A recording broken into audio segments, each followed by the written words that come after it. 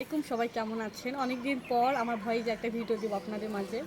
তো আমার এই গরমের মধ্যে অনেক টক খাইতে ইচ্ছে করছে কেন জানি।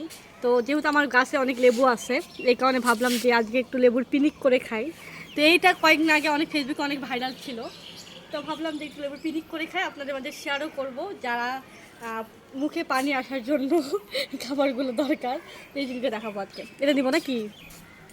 ভালো দেখে বড় দেখে না একটা এটা দিব, এটা তেমন এই লেবুটা দিই। এই লেবুটা নিলে লেবুর ছিঁড়তে ভয় লাগে, কাটা।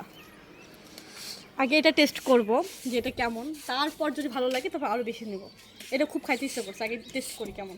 তো এখানে একটা প্লেট নিচ্ছি, প্লেটের মধ্যে এখন ক্লিন করব, যেহেতু এখন গাছ থেকে একদম পাড়া, ক্লিন না করলে কিন্তু খাওয়ার যোগ্য আসলে না।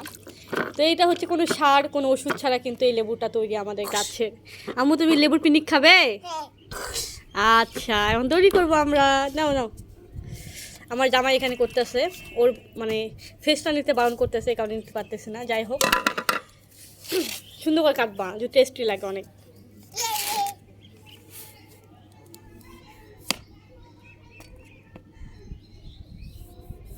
সেই সুন্দর করে অনেক কাটবা, একদম মানে চিকন করে পাতলা করে করবা। আমাদের লেবুর কিন্তু অনেক রস, তাই না? আমাদের ছোট্ট একটা ডাল থেকে এত বড় লেবু হয়েছে, আর বেশি মজা লাগবে। আমার তো এখনই পানি আসতেছে মুখে। আমার মেয়েটাও লেবু খায়। এ আগে কাটবা না? ছিল আগে?